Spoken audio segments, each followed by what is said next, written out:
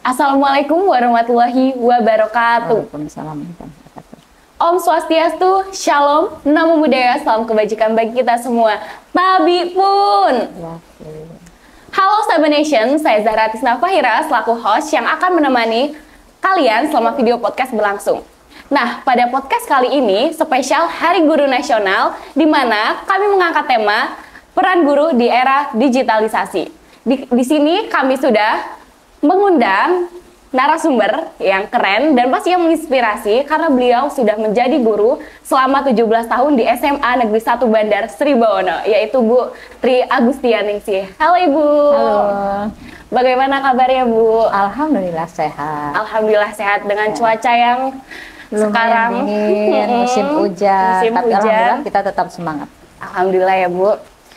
Nah ternyata Ibu sudah 17 tahun mengajar, itu lama sekali ya Bu. Bahkan Zahra belum lahir Ibu sudah mengajar.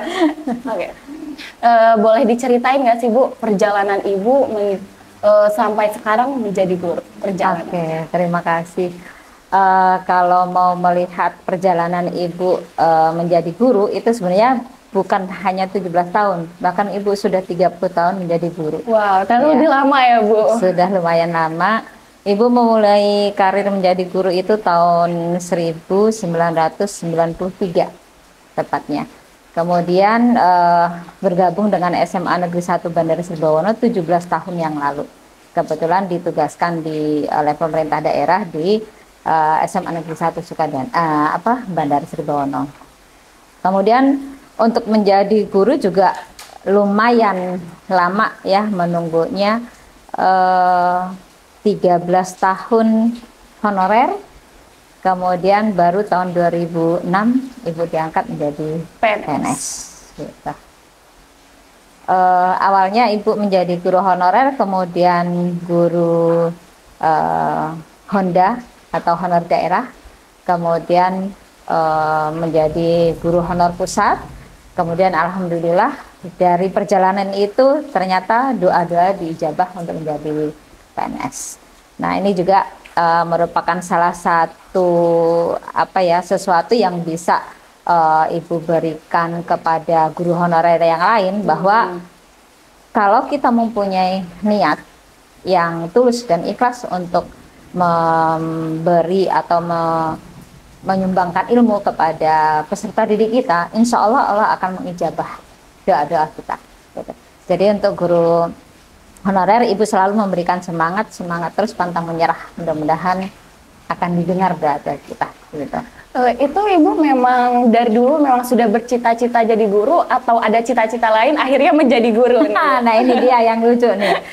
Sebenarnya Ibu tidak punya keinginan untuk menjadi guru ya, tapi pernah waktu di SD Ibu itu pengen jadi guru. Ketika itu pengen sekali masuk ke SPG. Zaman itu namanya SPG ya, Sekolah Pendidikan Guru. Itu setara dengan SMA, kalau sekarang udah nggak ada. Nah ketika SMP kelas 2 ternyata kok cita-cita Ibu berubah. Ibu nggak pengen lagi jadi guru gitu, karena melihat guru waktu itu kok kayaknya gimana gitu ya, alangkah susahnya gitu ya. Kalau misalnya cuman pengen punya kendaraan aja kok susah banget gitu ya. Akhirnya terus Ibu pengen jadi karyawan kantoran. Nah terus akhirnya Ibu ambil SMA, ambil jurusan IPS, kemudian kuliah pun ambil di manajemen ketika itu. Oh, manajemen. Manajemen.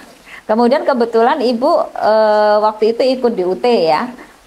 Kemudian di UT itu tatap muka 1 tahun, setelah itu online. Kalau ketika itu belajar di rumah lah ya, waktu itu belum ada era digital seperti ini ya. Kemudian di desa Ibu itu ada sebuah yayasan yang kebetulan yayasan itu administrasinya sedang kacau gitu. Kemudian untuk memperbaiki itu dari pihak yayasan itu meminta Ibu untuk membantu pihak yayasan untuk memperbaiki administrasi. Entah pertimbangan apa, kemudian akhirnya Ibu dilamar untuk menjadi karyawan di situ gitu. Menjadi bendahara, kemudian 1 semester menjadi bendahara, kemudian dilamar lagi untuk menjadi guru tata buku kalau waktu itu namanya. Nah dari situlah kemudian akhirnya mungkin istilah terlanjur basah ya, kemudian mandi sekalian gitu. Akhirnya ibu beralih. Ketika itu ibu sudah semester 6 kalau tidak salah, 6 atau 9 gitu di UT, akhirnya pindahlah ke FKIP. Akhirnya sekarang inilah menjadi guru. Betul. Dan ternyata menjadi guru itu memang sesuatu yang luar biasa ya. Sehingga sepertinya ibu sangat menikmati sekali gitu sampai sekarang. Dan alhamdulillah memang jalan hidup mungkin ya dari yang di atas sudah digariskan ibu untuk menjadi guru sampai sekarang. Nah, perjalanannya panjang banget Ibu, dari Ibu yang awalnya manajemen, akhirnya menjadi guru. Betul. Nah, menurut Ibu sendiri, definisi guru itu apa sih, Bu? Guru itu bukan hanya mengajar. Jadi guru itu adalah suatu sosok ya, sebuah sosok yang dapat digugu dan dapat ditiru kalau orang-orang dulu menyampaikannya demikian. Karena guru itu harus dapat memberikan contoh suri tauladan untuk peserta didiknya. Mulai dari perilaku, tutur kata, kemudian apapun yang dapat dilihat, dipandang oleh masyarakat, itu kita harus memberikan contoh yang terbaik. Kita harus bisa menjadi suri tauladan. Jadi bukan hanya mengajar, tapi juga mendidik peserta didik kita. Begitu. Jadi seorang guru itu bukan hanya untuk mengajar, tapi mendidik menjadi contoh untuk para peserta didiknya. Iya. Cuman Zara mau nanya nih Bu, kayak tujuan dari guru itu bukan selain mengajar tuh apa sih harapan untuk para siswa-siswinya? Guru itu memberikan pembelajaran, menyampaikan ilmu pengetahuan supaya peserta didik itu mempunyai karakter yang baik ya. Makanya kenapa sekarang ini ada istilahnya pendidikan karakter. Tujuannya adalah untuk membangun karakter peserta didik kita untuk ke arah yang lebih baik lagi. Kemudian pada hakikatnya pendidikan itu kan tujuannya adalah untuk memanusiakan manusia. Artinya dengan memanusiakan manusia ini bahwa guru ini harus mampu mentransfer ilmu kepada peserta didik, kemudian memberikan pembelajaran, memberikan contoh bagaimana caranya supaya manusia itu nantinya siap hidup di era apapun, begitu, termasuk di era digitalisasi. Iya. Oke Bu, sekarang kan era digitalisasi, di mana sekolah pun dituntut untuk dapat memahami, memanfaatkan teknologi. Nah, Ibu sebagai seorang guru, bagaimana sih cara Ibu untuk menerapkan kepada siswa-siswi Ibu atau cara mengajar Ibu untuk memanfaatkan teknologi itu sendiri? Oke. Perkembangan teknologi yang sangat pesat ini tentunya sangat berpengaruh bagi guru-guru yang sudah selesai, Ibu tentunya ya. Untuk guru-guru yang sudah usia di atas 50 itu sesuatu banget untuk mempelajari teknologi yang baru tentunya ya. Tapi apapun itu, yang namanya guru itu kan harus siap mendidik peserta didik untuk mendidik peserta didik untuk menghadapi perkembangan teknologi yang akan datang. Nah, oleh karena itu ya guru harus selalu berupaya belajar gimana caranya bisa mengikuti perkembangan teknologi itu.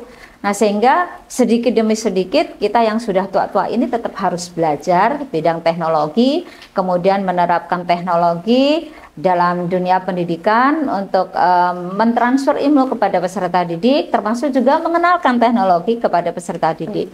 Seperti contohnya misalnya bahwa literasi itu bukan hanya menggunakan kertas ya, bukan hanya menggunakan hard copy, tapi juga menggunakan soft copy. Artinya kita harus mampu gitu mengajak peserta didik untuk berliterasi menggunakan teknologi dengan menggunakan sarana digital yang kita miliki begitu. Kemudian dalam penyampaian ilmu pengetahuan juga demikian. Kita bisa mencari atau membuat video-video pembelajaran misalnya ya. Kemudian kita bisa menayangkan materi-materi dengan menggunakan teknologi sekarang, di mana peserta didik itu akan lebih mudah, lebih gampang untuk memahami pembelajaran itu. Gitu. Nah, Zara juga seneng nih Bu, karena di era digitalisasi ini bukan hanya cuma sekedar dijelaskan melalui papan tulis, tetapi banyak sekali media-media yang pastinya mendukung kreativitas siswa juga. Oke Bu, tantangan di era digitalisasi menjadi guru itu apa sih? Sangat luar biasa. Banyak sekali ya Bu, banyak sekali, iya. Apa ya? Guru-guru yang sekarang ini itu merasa tertantang dengan kemajuan teknologi sekarang ya.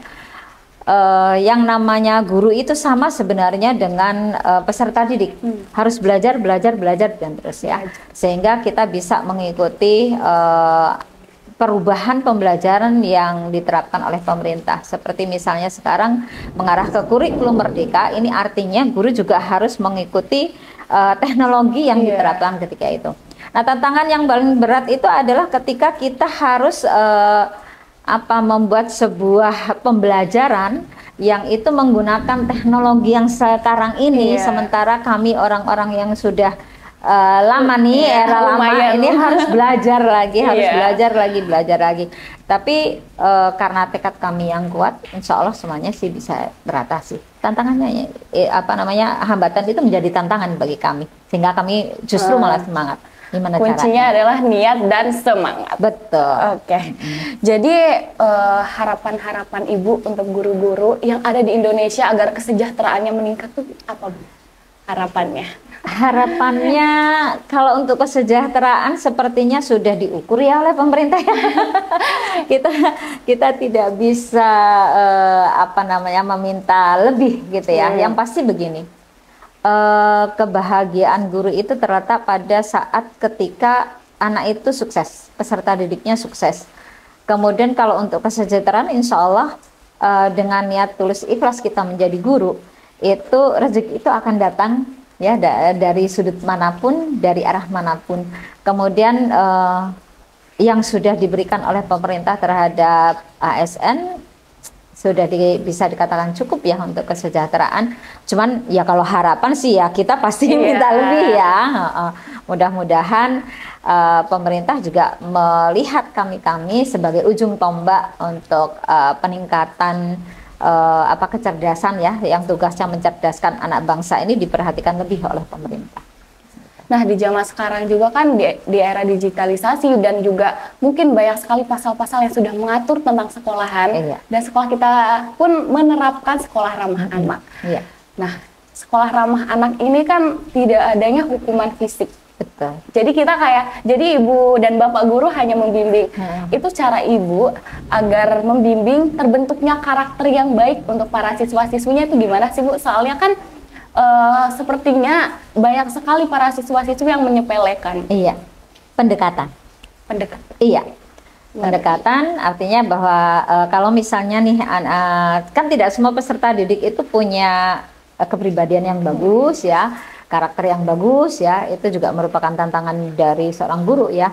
Ini yang kita pergunakan adalah pendekatan. Bagaimana caranya kita bisa mendekati anak itu? Yang dimaksud pendekatan itu adalah kita bisa berkomunikasi dengan anak itu maunya seperti apa, keinginan sekolah seperti apa. Bicara dari hati ke hati. Itu yang paling penting. Bicara dari hati ke hati. Nah. Oke. Pertanyaan terakhir dulu. Kesan-pesan menjadi narasumber di Saban News nih. Iya. Gimana? Bersyukur sekali ya bisa diundang untuk podcast di Saban News. Bangga dengan Saban News, dengan semangatnya, dengan perkembangan teknologi, mengikuti perkembangan teknologi. Kemudian harapan Ibu bahwa Saban News ini tetap solid, berkembang, semakin maju, dapat menyebarkan visi misi sekolah, dapat menyebarkan informasi pihak sekolah, dan mensosialisasikan program-program yang ada di sekolah kepada masyarakat, menunjukkan kepada masyarakat bahwa ini loh kita SMA Negeri 1 Bandar Sri Bawono. Oke, Saban Nation, itu tadi podcast mengenai peran guru di era digitalisasi. Semoga ini bermanfaat bagi Saban Nation dan juga guru-guru di luar sana. Untuk Putri, terima kasih sudah mau meluangkan waktunya untuk podcast bersama Zahra. Sama-sama. Harapannya semoga Saban News tetap jaya. Amin, amin. Saya Zahra Tisna Fahira selaku host pamit undur diri. Wassalamualaikum warahmatullahi wabarakatuh. Waalaikumsalam warahmatullahi wabarakatuh.